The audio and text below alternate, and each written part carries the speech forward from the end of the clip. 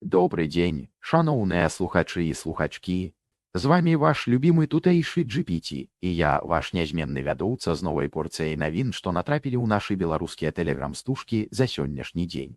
Сёння мы пагаворым і пра тэхналогіі, і пра гісторыю, і пра культуру, і нават пра пчолак з QR-кодамі. Будзе цікава, як заўсёды.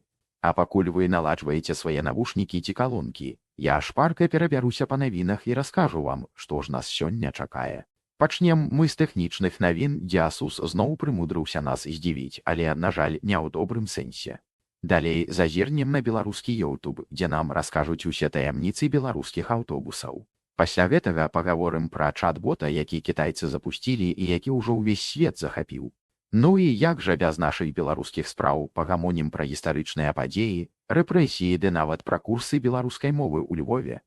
Але ж пачнем з самага цікавага, з тэхналогіі. Такім чынам, першая навіна ў нас ад тэхнагіганта Asus. Вы ведаеце, яны звычайна робяць рэчы класныя, такія, што ажно душа радуецца.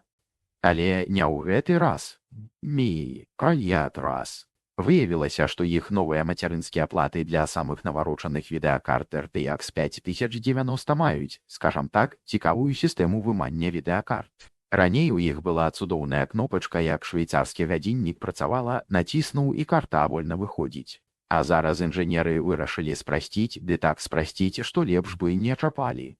Зрабілі яны нейкі кюрэліса слым, які замест таго, каб дапамагаць, толькі шкодзіць. Людзі скардзяцца, што раздымы птея ламаюцца, карты захрасаюць. Уявіце сабе, дастаеш відэакарту за шалёныя грошы, а замест таго, каб пахваліцца абнаўленнем, несеш яе назад у краму, і то добра, калі па гарантыі прымуць. І самае смешнае, што на тэстах у іх чвэрць выпадкаў былі праблемы, і яны ўсё роўна гэта зацвердзілі. Ну, не знаю, хто там у іх тэсты праводзіў, ці яны проста вырашылі на нас эксперыменты ставіць. Але добра, што Asus хоць не адмаўляецца ад праблемы і абяцае разабрацца. Спадзяюся, яны хуценька вернуць старую добрую кнопку, бо гэтыя іх спрошчаныя рашэнні нам, геймерам і ўсім, хто любіць добрую тэхніку, ну, зусім не патрэбны. А зараз першым мы паедзем далей. Маленькая рэкламная паўзачка ад нашых сяброў з Белвек. Яны нам нагадваюць пра свой цудоўны блог. Калі вам ёсць чым падзяліцца цікавым пра тэхналогіі, ці проста хочаце пачытаць штосьці новенькае і цікавае ад іншых аўтараў, то зазірайце да іх. Яны заўсёды рады новым артыкулам і вашым лайкам. Так што заходзьце на Белвік і падтрымайце беларускі кантэнт. Ну што ж, рухаемся далей. Наступная навіна – гэта проста нешта з будучыні. Робачалякі Moonwalkers. Вы толькі ўявіце боты на штучным інтэлекце, якія дазваляюць хадзіць ці бегаць у 2,5 разы хутчэй і амаль не напружвацца. Ну гэта проста мара ляніўца.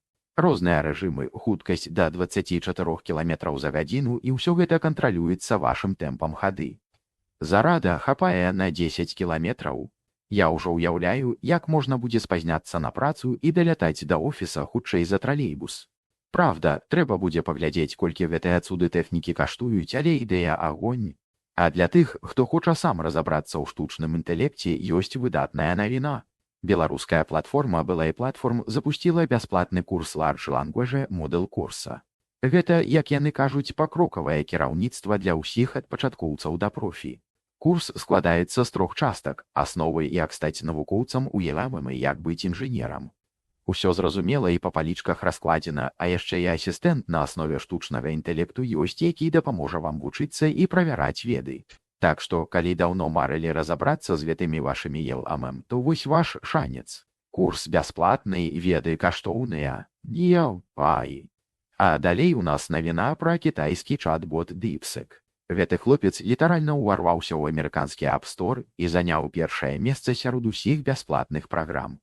Нават ChatGPT Threads застаўся ззаду. У Google Play у яго таксама мільён запамповак за некалькі тыдняў. Ну, кітайцы даюць. Я так разумею, яны не толькі тавары танныя рабіць умеюць, але і штучны інтэлект вельмі нават нядрэнны. Трэба будзе паглядзець, што гэта за DeepSeek такі і чым ён так усім спадабаўся. А зараз трошкі беларускага кантэнту. На YouTube з'явіўся новы влог пад назвай «Усё, што вы не ведалі пра аўтобусы ў Беларусі». Канал называецца «Як я амаль не пакутую польскай зімой». Аўтар расказвае пра гісторыю аўтобусаў у Беларусі. Пра першыя аўтобусы ў Мінску, пра двухпавярховы аўтобус у Гомелі і нават пра сталоўку аўтобусу Мазалі. Для ўсіх аматараў гісторыі транспарту і проста для тых, каму цікава даведацца штосьці новае пра Беларусь, раю паглядзець. А для аматараў космасу ў нас таксама ёсць што цікавае. Падкаст «Праз космас» выпусціў новы эпізод. У гэтым выпуску яны абмяркоўваюць самы гарачы год, місіі на месяц, камету C2024, G3 Атлас і многае іншае. Так што, калі вы марыце пра зоркі і космас, то вам дакладна трэба паслухаць гэты падкаст. Спартовыя навіны. Найлепшы нападнік ЧБ 2024 года Герман Баркоўскі, падобна, едзе ў Польшчу. Адразу дзве крыніцы кажуць, што ён мусіць перайсці ў Пушчу. Але тут ёсць нюанс. Польскія інсайдеры кажуць, што гулец адправіцца ў арэнду, а беларускі тэлеграм-канал УХО абяцае паўнавартасны трансфер. Хто з іх мае рацыю, пабачым. У любым выпадку пажадаем Герману поспехаў у новым клубе, калі трансфер сапраўды адбудзецца. А зараз вернемся да навукі, але на гэты раз ужо не пра космас, а пра тое, што бліжэй да нас, пра нашыя клеткі. Навукоўцы выявілі новую функцыю мітахондрыі. Мы ўсе ведаем, што мітахондрыі – гэта такія вузавыя электрастанцыі, якія робяць для нас энергію. Але аказваецца, што яны яшчэ і запаленчыя працэсы рэгулююць. Калі проста сказаць, то аказалася, што мітахондрыі ўплываюць на макрафагі, такія клеткі імунітэту, якія змагаюцца з патагенамі і шкоднымі часцінкамі. І калі з мітахондрыямі нешта не так, то запаленне можа працягвацца даўжэй і аднаўленне пасля хваробы запавольваецца. Так што мітахондрыі – гэта не толькі энергія, але і наш імунітэт. Навукоўцы не стаяць на месцы і прыдумляюць усё новыя спосабы вывучэння жывой прыроды. Вось, напрыклад, прымацавалі на пчол QR-коды. Вы толькі ўявіце, пчолка з QR-кодам. Ніява. Гэта каб даведацца, як далёка яны лётаюць у пошуках ежы. Сістэма аўтаматычна фіксуе кожны вылет і прылёт пчолы, дату, час, тэмпературу і напрамак руху. Папярэднія даследаванні казалі, што пчолы могуць лётаць да 10 кіламетраў, але цяпер змогуць дакладна гэта пацвердзіць або абвергнуць. Першыя вынікі паказваюць, што большасць палётаў доўжацца 1-4 хвіліны, а некаторыя пчолы лётаюць больш за 2 гадзіны. А яшчэ аказалася, што пчолы жывуць даўжэй, чым думалі раней, да 6 тыдняў. Вось такія яны пчолы, маленькія, але вельмі цікавыя істоты. А зараз у нас ёсць вельмі карысны беларускі канал «Здароўе па-беларуску». Вядоўца распавядае пра здаровы лад жыцця, як павялічыць прадуктыўнасць і самаўдасканальвацца, і ўсё гэта па-беларуску. Так што, калі хочаце дбаць пра сваё здароўе і падтрымліваць беларускую мову, то падпісвайцеся на канал «Здароўе па-беларуску». А зараз пытанне ад чытача. Як думаеце, на працягу бліжэйшых гадоў адбудуцца нейкія зрухі ў той ці іншы бок у Беларусі як у палітычным плане, так і ў свядомасці людзей? Ну, тут, як гаворыцца, баба Ван вязьме не вельмі, але скажу так, беларусы народ цярплівы, але настойлівы. Спадзяюся, што зрухі да лепшага абавязкова будуць і не толькі ў свядомасці, але і ў палітыцы. Галоўнае, не губляць надзеі і рабіць усё, што ў нашых сілах, каб наблізіць гэтыя змены. А далей у нас цікавая тэма – вандалізм ці партызанка ў змаганні з кічам у гарадской прасторы. І тут згадваецца камянецкая вежа і графіці ў Варшаве да гадавіны вызвалення Аўшвіц-Біркенаў. Увогуле, сітуацыя дзіўная. У Варшаве намалявалі графіці з беларускім мастаком, але подпісы на 3 мовах, а беларускай няма. І лозунгі такія, што могуць дыскрэдытаваць палякаў і беларусаў. Некаторыя падазраюць, што гэта частка гібрыднай вайны. Цікава, хто і навошта гэта робіць? Трэба разабрацца. Сінь, ян. А вось у навіне пра Аўшвіц-Біркенаў ад Даблёва на руском з'явіўся запіс, дзе гаворыцца, што лагер быў у польскім горадзе Асвенцім, але не дапісалі, што лагер быў нацысцкі нямецкі. І яшчэ нямецкая гісторык кажа, што павінна быць прадстаўніцтва Расіі. Ну, ведаеце, гэта ўжо зусім не смешна. Я разумею, што яны там сваю гістарычную палітыку вядуць, хочуць аддзяліць немцаў ад нацызму, але ж забываць пра тое, хто насамрэч адказны за гэтыя зверствы, гэта ўжо перабор. І пра Расію тут наогул няма чаго казаць, бо якое яны дачыненне маюць да вызвалення Аўшвіца.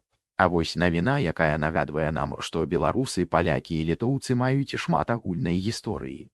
27 студзеня 1946 года ў Рэгенсбургу, а таксама 22 лютага 1964 года ў Лондоне беларусы, палякі і літоўцы разам адзначалі гадавіны паўстання 1864 гадоў.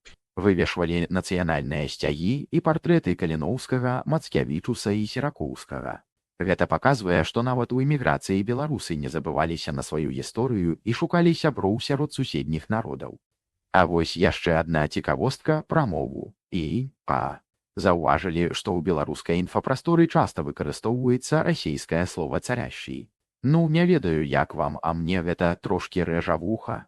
У нас жа ёсць свае прыгожыя беларускія словы. Давайце карыстацца сваім, не будзем капіяваць чужое. А далей у нас згадка пра бітву на рацэ Альшаніцы 27 студзеня 1527 года, дзе сілы Вкул на чале з Канстанцінам Астрожскім перамаглі крымскіх татараў. Гэта вам напамін пра нашу слаўную гісторыю, пра тое, што беларусы ўмелі даваць рады ворагам. А вось цікавая заўвага пра стадыі эміграцыі. Эйфарыя, арыентацыя, дэпрэсія, адаптацыя і не. Усё гэта праўда, калі чалавек сам добраахвотна пераязджае. А калі давялося бегчы ад пераследу, то ўсё зусім інакш.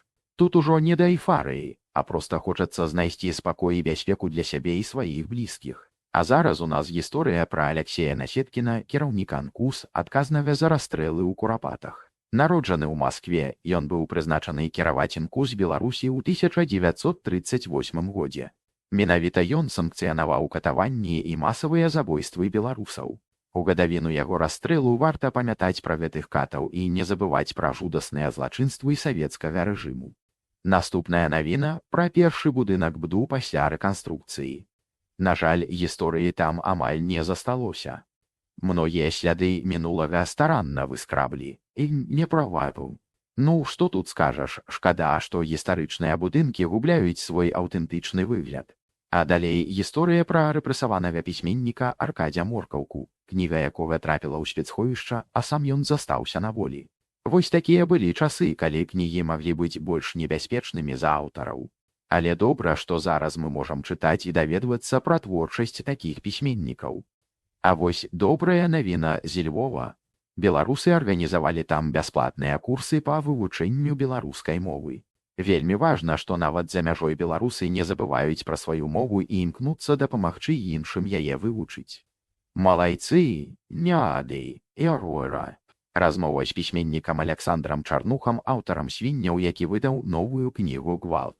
Ён расказвае пра гвалт у нашым жыцці, пра агрэсію, якая назапасілася ў беларускім грамадстве, і пра шлях да талерантнасці і дэмакратыі. Цікавая размова, раю пачытаць. На жаль, ёсць і сумная навіна.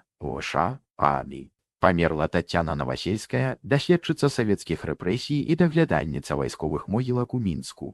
Яна шмат зрабіла для захавання памяці пра ахвяр рэпрэсій. Светлая памяць Таццяне. І напрыканцы кароткі агляд гістарычных падзей, якія адбыліся 27 студзеня ў беларускай гісторыі. Тут і бітва на Альшаніцы, і Купала, і Паўлінка, і шмат іншага. Заўсёды карысна ведаць гісторыю сваёй краіны.